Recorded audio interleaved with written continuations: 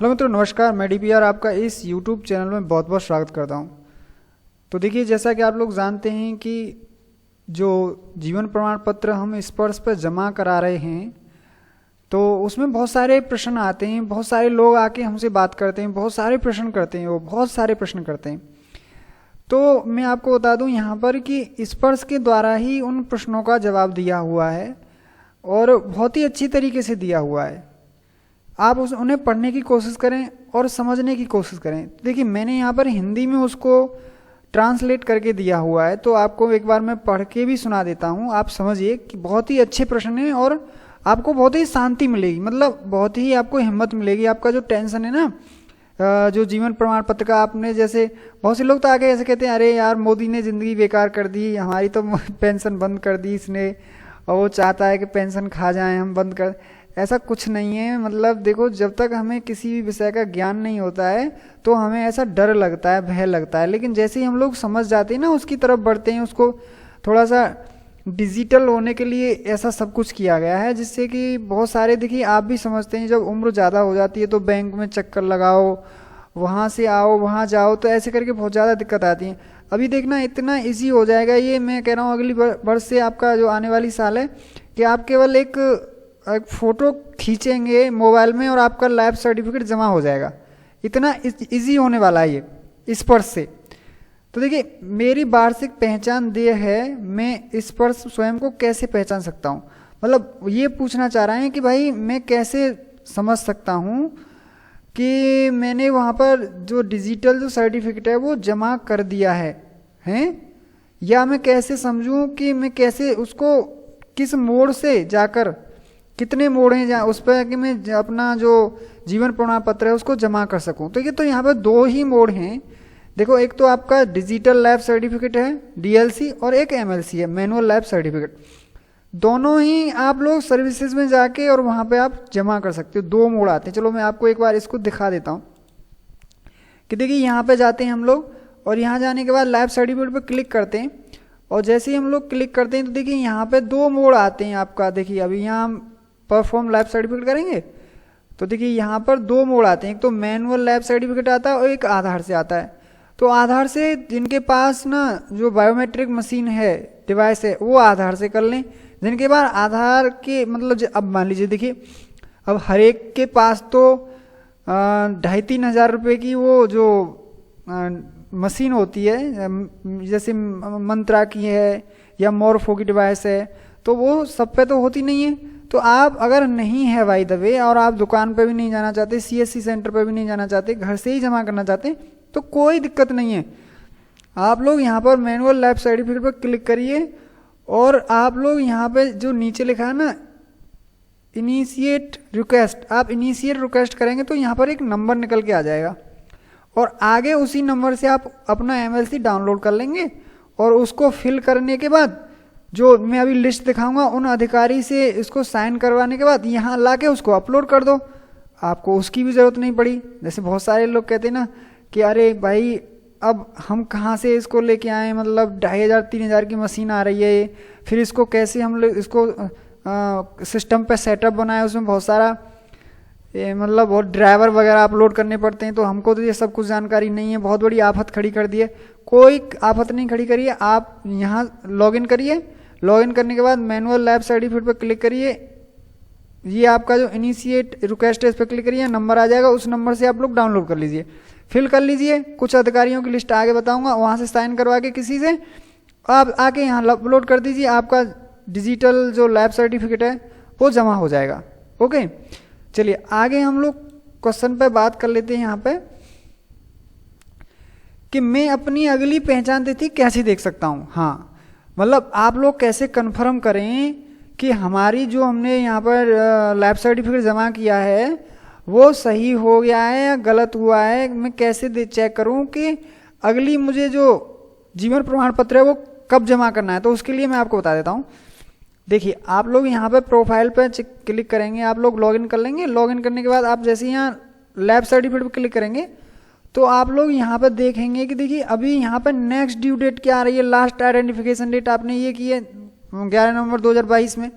तो अभी देखिए यहाँ पे मैं आपको एक चीज़ बता देता हूँ कि देखो यहाँ आ रहा है ये कि आइडेंटिफिकेशन ड्यू ऑन 30 नवंबर 2023। तो ये 30 नवंबर 2023 में ड्यू हो रहा है। चलिए अब यहाँ से देख सकते हैं आप यहाँ से भी देख सकते हैं, देखिए यहाँ पे कि आपने यहाँ देखो आइडेंटिफिकेशन ड्यू ऑन 30 नवंबर 2023 में। अब आप 2023 में ड्यू होगा, दैट मीन्स इनका जो लाइफ सर्टिफिकेट था वो एकदम बढ़िया तरीके से जमा हो गया है। और एक बात बता दूं कि आपका सेंसन का मैसेज आ जाता है जैसे ही आप लोग जमा करते हो, तो 24 घंटे 48 घंटे में जो आपने मेल आईडी लगाई है, जो आपने वहाँ पे नंबर दिया है, उसमें सेंसन का मैसेज आ जाता है। तो आप लोग टेंशन ना लें, वहाँ पे इस तरीके से हम लोग चेक कर सकते हैं, यहाँ से भी देख सकते हैं। चलिए नेक्स्ट क्वेश्चन पे हम बात कर लेते हैं। मैं मैनुअल लाइफ सर्टिफिकेट का ब्लैंक फॉर्म है उसे कैसे डाउनलोड कर सकता हूँ? तो वो मैंने अभी आपको बताया आप कैसे डाउनलोड कर सकते हैं। तो इसमें क्या रहा है कि क्या पोर्टल पर डाउनलोड करने के बाद मैनुअल लाइफ सर्टिफिकेट को अपलोड करने की कोई समय सीमा है? तो देखिए जैसा मैं नहीं बता रहा, इसमें मैं तो पढ़ रहा हूँ आपके सामने, इसमें कहा है नहीं, मैनुअल लाइफ सर्टिफिकेट स्पर्श पर कभी भी अपलोड किया जा सकता है। आप लोग डाउनलोड करिए, आप उसके 2, 4, 5, 10 दिन में आप लोग उसे भर दीजिए और जमा कर दीजिए। और बेटर तो मैं ही तो यही समझूंगा कि 30 नवंबर जो है आपका, उससे पहले जमा कर दें तो ज़्यादा अच्छी बात है। लेकिन ये कह रहे हैं कि इसकी कोई सीमा नहीं है, तो भाई हो सकता है। चलिए अब हम लोग अगले क्वेश्चन पे बात करते हैं कि ये कह रहे हैं क्या पिछले साल के डाउनलोड किए गए फॉर्म को इस साल में मैनुअल पहचान के लिए इस्तेमाल किया जा सकता है? नहीं, वो कह रहे हैं नहीं, आप लोगों को पुनः ही डाउनलोड करना पड़ेगा इसको, फिर दोबारा जब डाउनलोड करके दोबारा भर के उसको सर्टिफाइड कराने के बाद फिर आपको अपलोड करना पड़ेगा। क्या मैं विलंबित पहचान पर अपनी सभी पेंशन बकाया प्राप्त कर पाऊंगा? हाँ, देखिए आप अगर पहचान पत्र जमा करने में देरी हो गई है तो आप जब उसको जमा कर देंगे, जो पैसा आपका रुक जाएगा वो आपका आ जाएगा, टेंशन खत्म। चलिए अब इसके बाद में जो जीवन प्रमाण पत्र जहाँ से प्रमाणित किया जा सकता है वो कहाँ से किया जा सकता है, मतलब किस किस व्यक्ति द्वारा किया जा सकता है? तो देखिए मजिस्ट्रेट की शक्ति का प्रयोग करने वाला कोई व्यक्ति, और रजिस्ट्रार हो, उप रजिस्ट्रार हो, वो भी कर सकता है। कोई पेंशन भोगी अधिकारी सेनावृत्ति से मजिस्ट्रेट की शक्तियों का प्रयोग करता है। सरकार का कोई भी राजस्व अधिकारी, मुंशी, एक पोस्ट मास्टर, एक विभागीय उप पोस्ट मास्टर, डाकघरों का एक निरीक्षक, भारतीय रिजर्व बैंक का प्रथम श्रेणी का अधिकारी, भारतीय स्टेट बैंक का एक अधिकारी, भारतीय स्टेट बैंक के सहायक बैंक का एक अधिकारी, एक ग्राम पंचायत या ग्राम पंचायत का मुखिया, जैसे मान लीजिए कहती है प्रधान से भी आप उसको वेरीफाइड करा सकते हो। गांव की एक कार्यकारिणी समिति के प्रमुख भी उसको वेरीफाइड करा सकते हैं। भारतीय रिजर्व बैंक का भी कोई अधिकारी कर सकता है। लोकसभा, आयोग सभा, विधानसभा, ये सारे पार्षद वगैरह ये जमा कर सकते, उसको सर्टिफाइड करा सकते हैं। एक जिला सैनिक कल्याण अधिकारी भी, DSWO भी उसको वेरीफाई करके साइन करके दे सकता है। तो अभी हम नेक्स्ट क्वेश्चन पे आते हैं। स्पर्श के साथ कौन से बायोमेट्रिक उपकरण संगत हैं? तो देखिए स्पर्श के साथ आप लोग मॉर्फो या मंत्रा कोई भी डिवाइस आप यूज कर सकते हैं, ऐसा इसमें कुछ नहीं है कि कोई निश्चित ही पैरामीटर है इसका। चलिए यहाँ पर पेंशन जारी रखने के लिए स्पर्श अपनी पहचान कैसे कराएं? सॉरी, तो देखिए पेंशन जारी रखने के लिए आप DLC या MLC दोनों में से कोई भी एक जमा कर दीजिए और आप लोगों की पहचान जारी हो जाएगी। तो इसमें आगे प्रश्न है कि आप लोग DLC का उपयोग करके भी और MLC का दोनों का प्रयोग करके भी आप लोग देख सकते हैं। चलिए अब ये डिजिटल और ये वही बात है, एक ही चीज़ है, पेंशन खाते में अपने आप जमा हो जाएगी। डिजिटल प्रमाण पत्र के सफल समापन पहचान को स्पर्श सफल के रूप में चिन्हित किया जाता है और पेंशन वो खाते में पेंशन जमा हो जाएगी।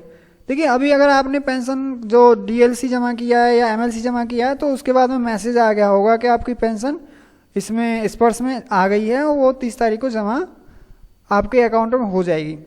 देखिए तो यही प्रश्न यहाँ पर दोबारा घुमा के पूछ लिया गया है, ऐसा इसमें कुछ नहीं है। आगे हम प्रश्न करते हैं कि मानव जीवन प्रमाण पत्र का उपयोग कर पहचान, MLC वही बात आ गई, वो तो MLC जमा करना है या BLC। अब ये पूछ रहा है कि MLC कहाँ से ले सकते हैं? देखिए आप लोग सेवा केंद्र से ले सकते हैं, जनसेवा केंद्र से ले सकते हैं, आप CSC से ले सकते हैं, बैंक से ले सकते हैं, DI AB से ले सकते हैं। मतलब मैनुअल सर्टिफिकेट आप लोग इस साइट पर जाके वहाँ आप लॉगिन करके वहाँ से डाउनलोड करके भी ले सकते हैं। तो देखिए ये कुछ मुख्य इम्पोर्टेंट प्रश्न थे जो बार बार हमसे पूछे जाते हैं कि मतलब उसमें बहुत सारी बहस भी हो जाती है कि नहीं होना चाहिए, वो होना चाहिए, कहाँ से आएगा, क्या होगा क्या नहीं होगा, कितने दिन तक हम लोग मतलब ऐसे जमा नहीं कर पाएंगे, तो कब तक हमारी पेंशन आ जाएगी या नहीं जाएगी। तो इसमें स्पष्ट बता दिया है कि आप लोग जब भी जमा कर दोगे डीएलसी या एमएलसी, तभी आपका जो पेंशन रुका हुआ है पूरा, वो भी और वर्तमान का पेंशन, वो सब आपके खाते में आ जाएगा। ऐसा कुछ नहीं है कि सरकार पेंशन को ख़त्म कर देगी या पेंशन बंद हो जाएगी, या पेंशन मतलब कोई ऐसी चीज़ नहीं है, छोटी चीज़ नहीं है, ये कोई 1 2 10 5 व्यक्ति नहीं है कि जो पेंशन बंद हो सकती है। ऐसा कुछ भी नहीं है कि जैसा हम लोग सोचते हैं, दिमाग में प्रश्न आते हैं नए नए कि सरकार ये चाहती है कि पेंशन बंद हो जाए। ऐसा कैसे हो जाएगा, ऐसा नहीं हो सकता है, समझ रहे हैं। तो इसीलिए मैं आपसे कह रहा हूँ ये सारी चीज़ हमें जानकारी होगी, जब हम प्रश्नों का उत्तर अपने आप दिमाग में रख लेंगे, पढ़ लेंगे साइड से, तो बहुत इजी हो जाएगा।